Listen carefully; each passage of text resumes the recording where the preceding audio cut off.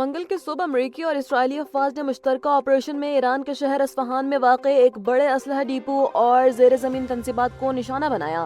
امریکی صدر Donald Trump نے سوشل میڈیا پر اس ہولناک حملے کی ویڈیو شیئر کی ہے، جس میں یکے بعد دیگرے کئی دھماکے اور آسمان کو چھوتے آگ کے شعلے دیکھے جا سکتے ہیں۔ امریکی حکام کے مطابق حملے میں 2000 پاؤنڈ وزنی بنکر بسٹر بمبوں کا استعمال کیا گیا تاکہ زیر زمین اہداف کو تباہ کیا جا سکے۔ اصفہان، جو 23 لاکھ کی آبادی اور بدر فوج ایئر فیس کا مرکز ہے، وہاں ایران نے مبینہ طور پر 540 کلو گرام افزودہ یورینیم منتقل کر رکھا تھا۔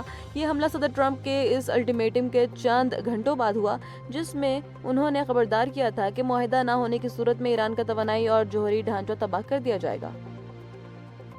برطانوی وزیر اعظم سر کیئر سٹارمر نے دو ٹوک اعلان کیا ہے کہ برطانیہ ایران کے خلاف کسی بھی زمینی کارروائی کا حصہ نہیں بنے گا۔ انہوں نے واضح کیا کہ یہ ہماری جنگ نہیں ہے اور برطانیہ کو صدر ڈونلڈ ٹرمپ کی شروع کردہ جنگ میں نہیں دھکیلا جائے گا۔ تاہم انہوں نے یہ بھی کہا کہ برطانیہ دفاعی اقدامات اور ابنائے ہرمز کو دوبارہ کھولنے کے لیے اپنی کوششیں جاری رکھے گا۔ دوسری جانب اسپین نے بھی سخت موقف اختیار کرتے ہوئے امریکی جنگی طیاروں کے لیے اپنی فضائی حدود بند کر دی ہیں۔ اسپانی وزیر دفاع مارگریٹا روبلس کے مطابق یہ فیصلہ امریکی افواج کو فوجی اڈے استعمال کرنے سے روکنے کے سابقہ فیصلے کی ہی کڑی ہے، جس کا مقصد خطے میں کشیدگی سے دوری اختیار کرنا ہے۔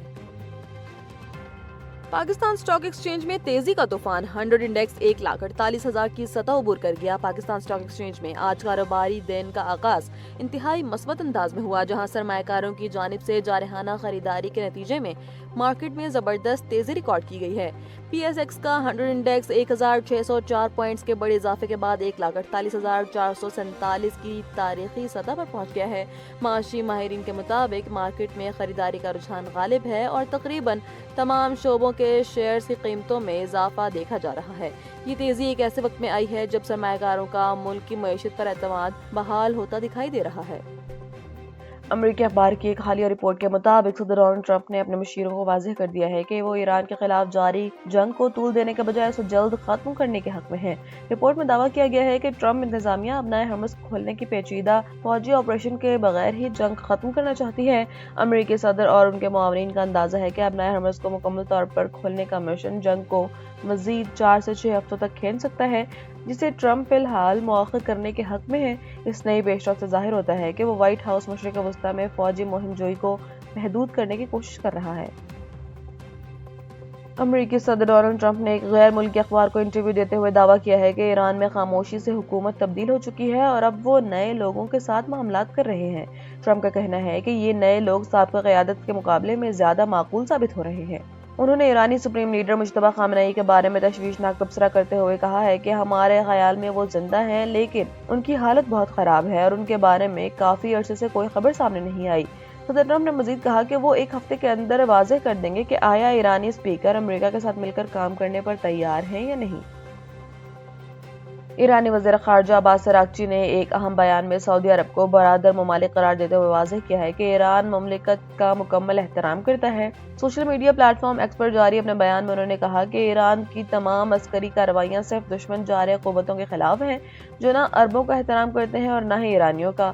اراغچی نے دعویٰ کیا ہے کہ یہ طاقتیں خطے کو سیکیورٹی فراہم کرنے میں ناکام رہی ہیں، جس کا ثبوت ایران کی جانب سے ان کی فضائی کمان کو پہنچایا جانے والا نقصان ہے۔ انہوں نے زور دے کر کہا ہے کہ اب وقت آ گیا ہے کہ سعودی عرب اور دیگر علاقائی ممالک امریکی فورسز کو اپنے علاقوں سے نکال دیں، کیونکہ خطے کا امن غیر ملکی مداخلت کے خاتمے میں ہی پنہاں ہے۔ اسلام آباد ہائی کورٹ میں آج 119 ملین پاؤنڈ ریفرنس میں بانی پی ٹی آئی اور ان کی اہلیہ بشریٰ بی بی کی سزا معطلی کی درخواستوں پر سماعت ہو رہی ہے۔ چیف جسٹس اسلام آباد ہائی کورٹ سردار سرفراز ڈوگر اور جسٹس محمد آصف پر مشتمل بینچ ان درخواستوں کے ساتھ ساتھ نیب کی اس درخواست پر بھی غور کرے گا جو سزا معطلی کے خلاف دائر کی گئی ہے۔ واضح ہے کہ 17 جنوری 2025 کو احتساب عدالت نے اس کیس میں دونوں شخصیات کو سزائیں سنائی تھیں، جس کے بعد انہوں نے عدالت عالیہ سے رجوع کیا تھا۔ آج کی سماعت اس کیس کے مستقبل اور ملزمان کو ملنے والے ممکنہ ریلیف کے حوالے سے انتہائی اہمیت کی حامل ہے۔ دبئی کے بندرگاہ کے قریب سمندر میں ایک بڑے آئل ٹینکر کو نشانہ بنایا گیا ہے، جس کا الزام ایران پر عائد کیا جا رہا ہے۔ یو کے میری ٹائم ٹریڈ آپریشنز کے مطابق یہ واقعہ دبئی سے 31 ناٹیکل میل شمال مغرب میں پیش آیا۔ کویتی میڈیا نے تصدیق کی ہے کہ حملے کے بعد ٹینکر کے اگلے حصے میں آگ لگ گئی، تاہم خوش قسمتی سے کوئی جانی نقصان رپورٹ نہیں ہوا۔ کویت نے خدشہ ظاہر کیا ہے کہ ٹینکر کو پہنچنے والے نقصان کی وجہ سے سمندری پانی میں تیل کا اخراج ہو سکتا ہے، جس سے ماحولیاتی خطرات پیدا ہونے کا امکان ہے، اگرچہ ابتدائی طور پر کسی بڑے ماحولیاتی نقصان کی اطلاع نہیں ملی۔